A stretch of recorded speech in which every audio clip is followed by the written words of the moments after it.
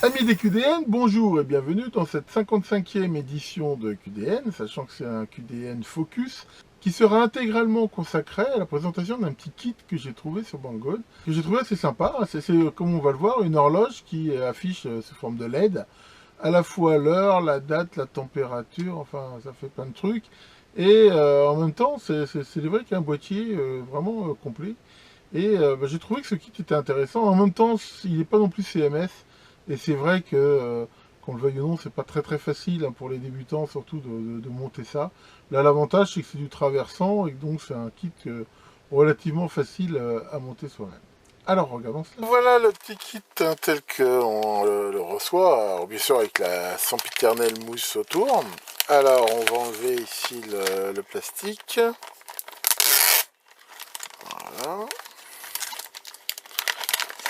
Alors ce que j'ai trouvé intéressant dans ce kit, c'est qu'il est livré avec un boîtier, voilà, qui est ici, et aussi, hein, c'est pas du CMS, alors j'ai rien contre le CMS, mais je veux dire, enfin, c'est pas fait normalement pour être monté avec des fers à souder et par des techniques, on va dire, d'amateurs. Donc on a ici, on voit là le boîtier, qui contient, semble-t-il, un certain nombre de pièces plastiques, là, de boutons, de trappes, de visseries.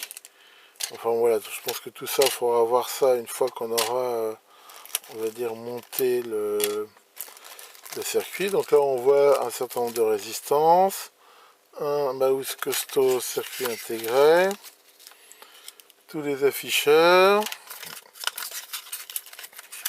d'autres afficheurs apparemment plutôt Baous, un certain nombre de LED,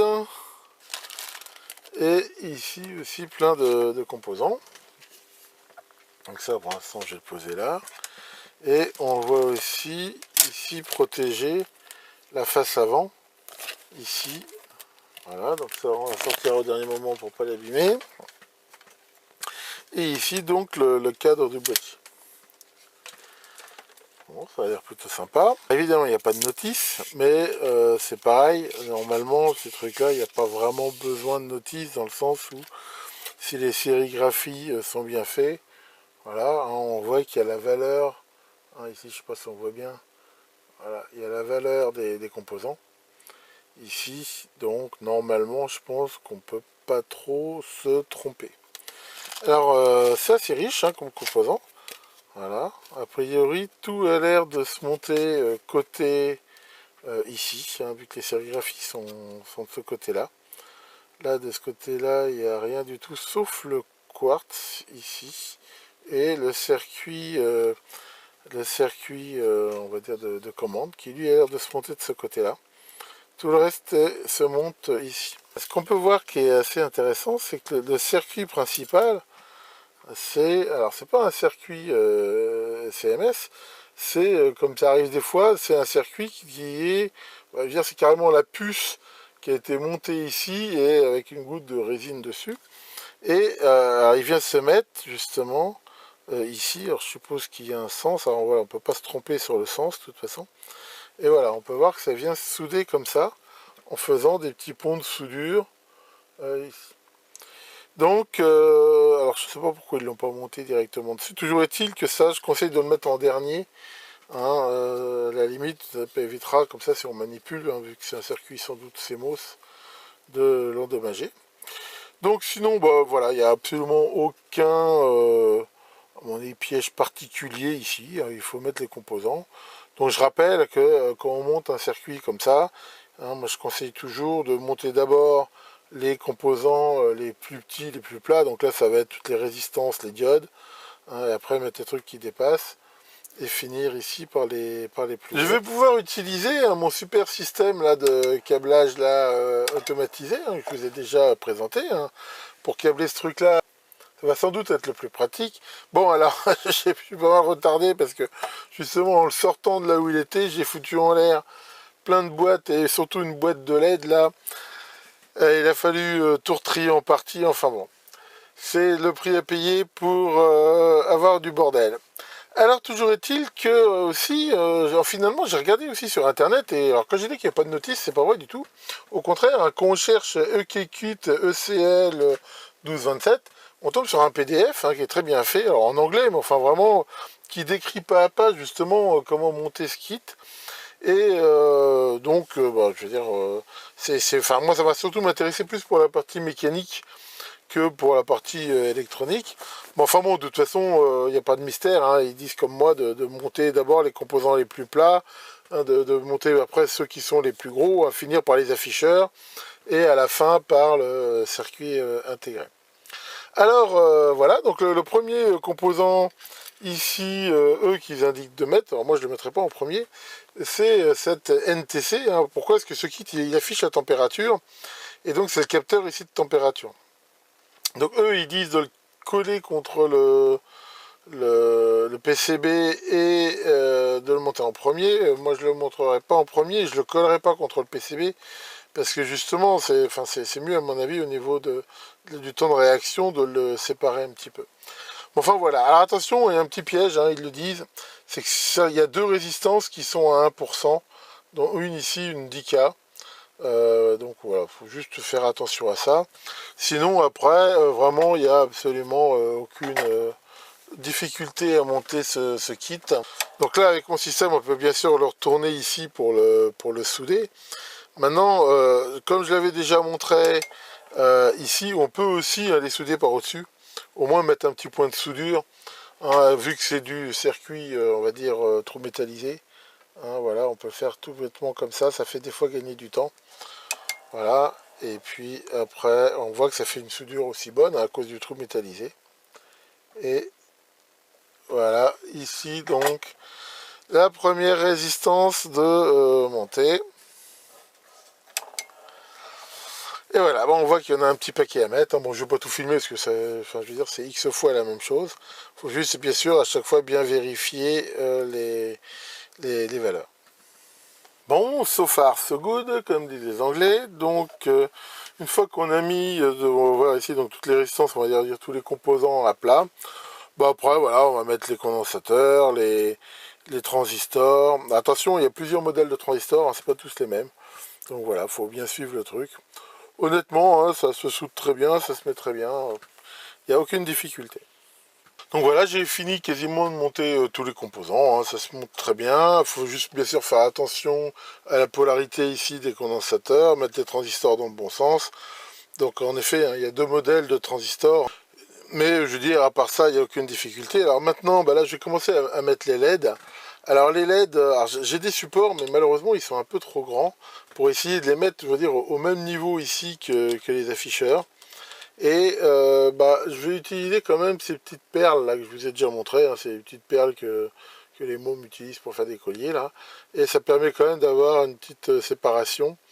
Et voilà, donc bah, il n'y a plus ici qu'à les souder. Alors là, bien sûr, encore une fois, là, il faut faire attention au sens, hein, sachant que la patte longue correspond à la pastille carrée ici. Quasiment fini de mettre les afficheurs. Alors, on va filmer hein, la mise en place des derniers ici. Donc les afficheurs, ils ont une protection ici dessus. Hein, donc là, il faut mieux l'enlever. On peut l'enlever qu'à la fin. Hein. Moi, je préfère l'enlever que maintenant. Mais chacun fait comme il veut. Alors, attention, il faut faire attention quand même. La peinture qu'il y a sur les afficheurs, là, elle est assez fragile. Il ne faut pas essayer de gratter avec un cutter, par exemple. Donc ensuite, positionner ici l'afficheur, donc en faisant bien gaffe que la virgule ici soit sur le bas. Et donc, voilà. Ensuite, ce que je fais toujours, moi, donc je fais attention que ce soit bien plaqué. Donc je fais juste un petit point de soudure ici. Voilà, en serrant bien pour être sûr qu'il est bien positionné. Voilà, un autre ici. Faut savoir qu'une fois que ça va être soudé, une fois que les autres pattes sont soudées, ce sera quasiment impossible de le bouger. Là, je conseille aussi de mettre celui d'à côté en même temps, parce qu'il y a quand même un petit jeu par rapport aux pattes. Et des fois, c'est pas terrible s'ils sont pas trop bien alignés. Voilà, donc là, même motif, même punition.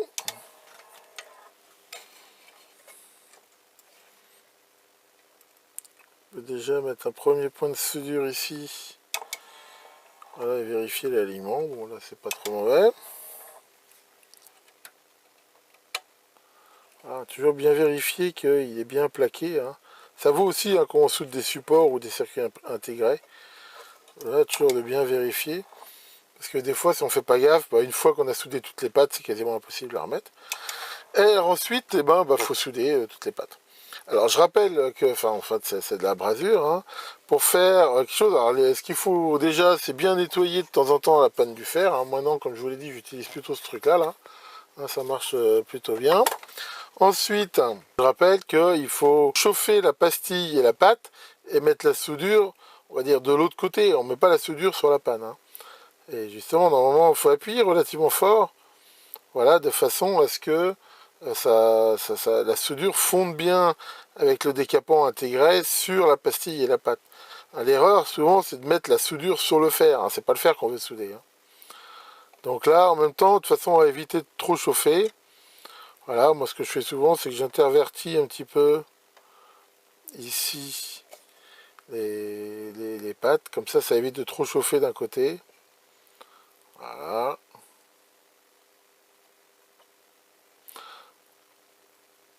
Alors bien sûr, comme c'est des trous métallisés, ils ont tendance à boire un petit peu la soudure.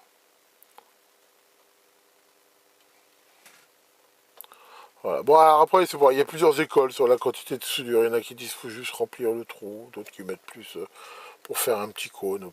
Après, l'important c'est que le contact soit fait. Ici. Alors c'est sûr que c'est laborieux. Je sais pas combien j'ai dû souder de pâtes comme ça dans ma vie. Enfin, sans doute moins que des câbleuses ou des câbleurs professionnels. Mais j'en ai quand même soudé quelques-uns. Et voilà, donc toujours après un petit contrôle visuel. Là, ça a l'air bon. Donc ici, alors il y a des choses que je ne peux pas encore monter du fait que les supports ici m'empêchent là de le faire. Donc ce qu'on va faire maintenant, on va monter justement le processeur. Hein, je pense qu'on peut le monter maintenant, c'est pas très gênant.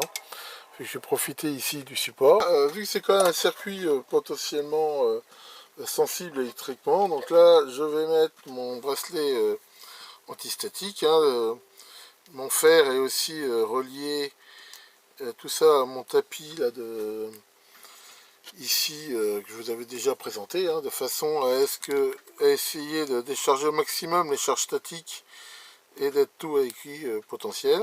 Alors ici donc, voilà ce circuit qui est mis ici qu'il va falloir donc souder. Voilà. Donc là l'astuce c'est déjà de positionner, faire un petit point de soudure et de le positionner au mieux. Et après bien sûr de souder les autres. Alors allons-y. On peut aussi mettre un petit peu de flux ici. Voilà déjà pour le premier point. Là ça peut quand même aider à la soudure. Alors là, le positionnement de la première pâte est très important parce que une fois que ça sera soudé, il y aura plusieurs pâtes de soudé, c'est pareil, ce sera quasiment impossible à bouger. Donc là, bien le positionner au mieux.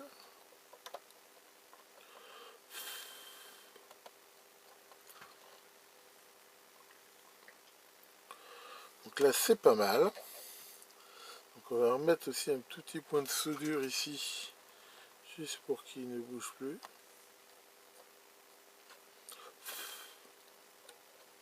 Voilà.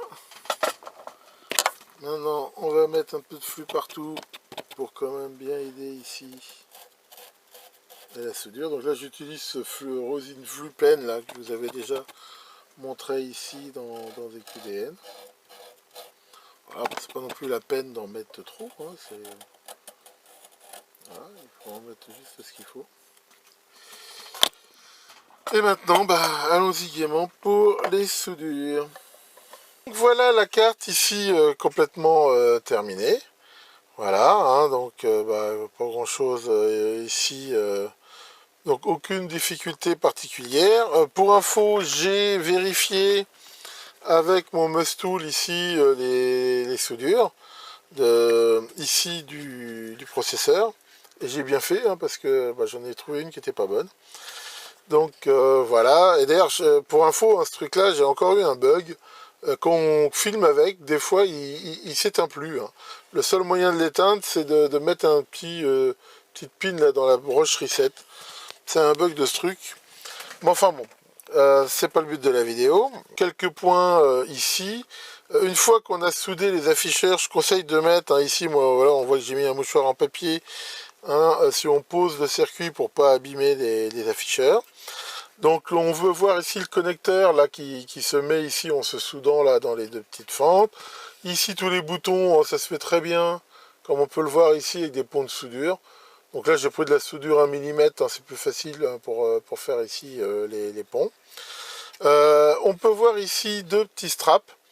Un qui dit si on veut être en mode 12 heures ou 24 heures, et donc par défaut c'est 24, et moi c'est ce que je veux, donc je n'ai pas fait le strap. Et ici pareil pour Fahrenheit ou centigrade.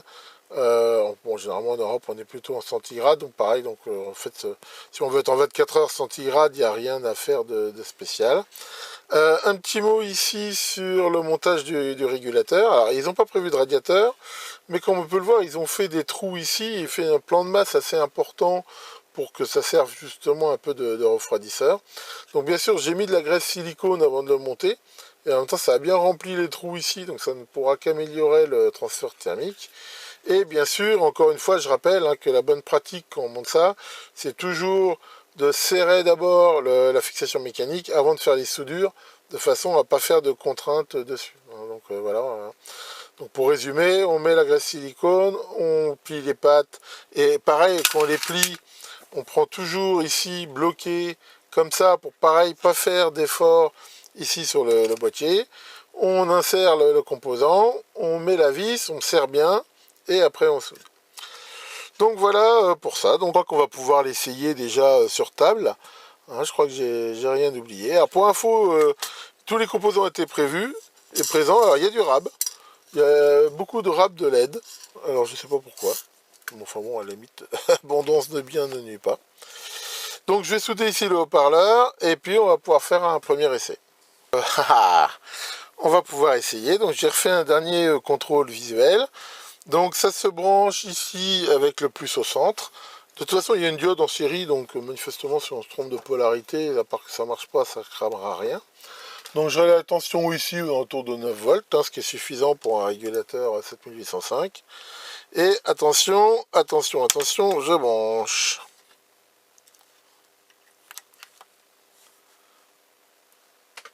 Et il ne se passe rien. Ah.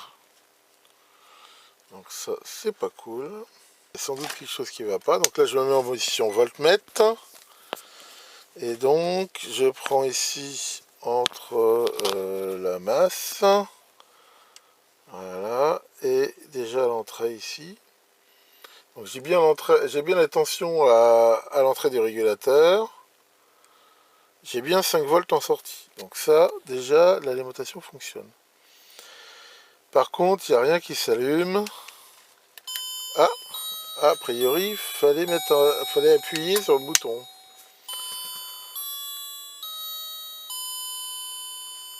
J'ai continué ici le montage, hein, donc bon, ça se monte très bien. Comme je le disais, hein, je mettrai d'ailleurs le lien en commentaire. On trouve facilement donc ce PDF hein, qui explique, comme on peut le voir, vraiment pas à pas ici le montage. Hein. D'ailleurs, faire attention, hein, je rappelle, la NTC ici, elle ressemble un peu à une diode, comme on voit ici, c'est pas la même. Hein. Et là, il n'y a pas de la bague noire. Faut bien sûr pas se tromper. Mais enfin voilà, donc ça explique un petit peu le montage pas à pas. Bon, je vous laisse regarder ça si vous voulez. Hein. Il n'y a pas de truc particulier. Ah, il n'y a qu'un seul truc. Petite astuce que je vous donne. Parce que sinon c'est très chiant à monter. On voit que ce boîtier ici, pour un moment dans le montage, il faut poser ici ces espèces de petites entretoises sur celle-là. Bah, apparemment, c'est un boîtier qui sert à plusieurs trucs, et ici, il faut le rehausser. Et si on se contente de les poser, c'est quasiment impossible à monter. Donc moi, ce que j'ai fait, hein, c'est que j'ai mis une petite goutte de néoprène sur chacun. J'ai attendu que ça sèche un peu, et puis je les ai fixés comme ça. Ce qui fait qu'après, ça se monte tout seul, hein. Je vous conseille vraiment de faire ça. Sinon, bah, c'est comme tous les trucs posés, hein, comme on n'y a plus accès, dès qu'on visse, derrière, les trucs qui bougent, ils tombent, c'est vraiment pas pratique. On peut aussi regretter, hein, que la documentation sur la programmation soit vraiment très bizarre. D'ailleurs, il y a un truc là, ils disent Now Time Indicator Light. Voilà, Now Time. Alors, j'ai pas bien compris ce que c'était Now Time, parce que selon que ce soit allumé ou pas, on voit pas trop de différence et ça affiche la même heure. Alors, Now Time, c'est quoi? Ils ont sans doute traduit ça bizarrement du chinois. Ça veut dire quoi, l'heure de maintenant? Bah oui, parce que c'est quoi sinon l'heure d'hier? Enfin voilà, il y a ce truc-là qui est pas forcément très clair. Enfin bon, à la limite, on va dire que si on sait pas, eh ben on n'y touche pas. Alors j'ai quand même, c'est plus fort que moi, fait une petite modification. En effet, comme on l'a vu, quand on branche ce truc, voilà, il se met pas en route tout de suite, il faut appuyer ici sur mise en route, et à ce moment-là, il se met ici en route. Moi, ça m'emmerde. Là où je vais le mettre, ce que je veux, c'est qu'il soit toujours en route, et surtout que si jamais il y a une panne de courant et que ça revient, je suis pas obligé de rappuyer sur le bouton. Donc, heureusement, il donne le schéma de cet appareil. Donc on retrouve ici l'alimentation, le régulateur, il y a une partie qui est alimentée en permanence quand il y a du jus, et ici, voilà, on voit que on va dire, la partie puissance, quelque part, est commandée ici par ce système qui est complètement indépendant en fait du microcontrôleur, qui est un truc classique, hein, où on appuie un coup, ça allume, ça éteint, et qui commande en fait ce switch ici, ce PNP. Donc ce transistor Q12, eh ben, il suffit ici de le court-circuiter. Voilà, ce système-là est inopérant et c'est toujours branché. Et ben c'est ce que j'ai fait. Et alors pour garder la possibilité de le remettre comme il faut, j'ai tiré deux fils ici entre le collecteur et l'émetteur. Je les ai ramenés ici sur ce petit système wrapping. Et si je mets ici un cavalier, hop, voilà. Et ben maintenant on voit que si jamais on branche, et ben ça fonctionne directement. Donc moi je vais le laisser comme ça parce que ça me convient. C'est sûr que le bouton ici ne sert plus à rien. Maintenant, à vous de voir si vous préférez le laisser comme c'est avec le bouton ou faire ma modification. À la limite, si vous voulez pas vous emmerder, vous voulez toujours que ce soit en route et vous voulez même pas le changer, il suffit de remplacer le transistor ici par un strap entre collecteur et émetteur et puis ça, ça le fera direct. Nous voici arrivés à la fin du montage de ce petit kit. Alors c'est pareil, hein, j'ai encore fait aussi une modif, c'est que normalement c'est livré avec cette espèce de cadre là qui se met en sandwich ici autour. Bon moi personnellement ça m'intéresse pas du tout, donc je l'ai pas mis. Maintenant voilà, c'est une possibilité. Alors ça se programme au niveau de l'heure relativement bien. Il y a quand même des trucs qui sont un petit peu bizarres. Alors il y a une fonction qu'on voit ici, voilà, qui permet de mettre un bruit de fond, on va dire champêtre et d'écoulement divers. Bon, ça, à la limite, c'est pas gênant. Il y a plein d'alarmes et on peut s'y mettre des... en fait, on le voit ici, hein, quand on règle là. Voilà, on voit qu'il y a plusieurs alarmes, je sais pas si on voit bien. Ici, voilà, à 1. Alors, avec chacune des sons... voilà, enfin, il y a peut-être... Puis voilà, et là, en fait, on peut mettre après ce qu'ils appellent des B, je pense que c'est des birthday. Hein, où on peut régler l'année et la date. Bon, moi je vais pas l'utiliser ça, mais bon, a priori on peut en mettre pas mal. Voilà, et puis donc ici, bon, ça c'est intuitif, hein, le réglage, hein, comme le réglage de l'heure ici est très facile. Alors il n'y a qu'un truc qui m'emmerde, bon, c'est pas la mort, mais je trouve ça chiant, c'est que quand on la met en route, il y a une espèce de musique. Je vous fais la démo. Voilà, il nous fait un petit coup de Big Ben là. Voilà, mais après, c'est pas fini. Voilà. Après, il nous fait un petit coup de mariage, hein, des fois qu'on voudrait... bon, puis après, il s'arrête. Bon, enfin bon. À la limite, je veux dire, si on n'utilise pas l'alarme, et on peut déconnecter le haut-parleur, hein, comme on l'a vu. Sinon, bah voilà, à chaque fois qu'il y aura une coupure de courant et que ça reviendra, on aura le droit, voilà, à cette petite musique. Bon, c'est pas non plus, on va dire, la mort. Par ça, sinon, ça marche plutôt bien. L'affichage, donc il existe en plusieurs couleurs. Bon, moi j'ai choisi vert. Maintenant, ça existe en rouge, en bleu. Mais voilà, on voit que c'est assez contrasté. Et donc ça peut, comme on peut le voir, s'accrocher ici à un mur ou se mettre, comme on voit ici, avec cette petite béquille. Voilà, comme un réveil. Donc voilà, bon, je suis désolé, encore une vidéo assez longue. Mais enfin bon, je pense que si vous êtes intéressé par ce kit, de partage d'expérience pourrait éventuellement vous aider. Tiens, Maurice. Alors Maurice est plus fâché? Non, bon, c'est vrai, hein, je lui ai rendu ses bitcoins, donc il est content. D'un autre côté, je te rappelle, abruti, que le bitcoin, de toute façon, c'est une monnaie virtuelle, donc les pièces que tu as, ça vaut que dalle. Ouais, enfin, tu t'en fous. Qu'est-ce que tu fais avec ça? C'est quoi ça? Une pelle? Bah, allons, bon, qu'est-ce que tu fais avec ça? C'est à cause de la date. Pourquoi ça? Parce que c'est l'appel du 18 juin. Ah, ah. En tout cas, toi, à l'appel de la connerie, t'as répondu présent tout de suite. Hein. Enfin bon. Au moins, il est plus fâché, c'est déjà ça. Que le grand Die vous aide à faire de beaux montages en kit et à très bientôt pour de nouvelles vidéos.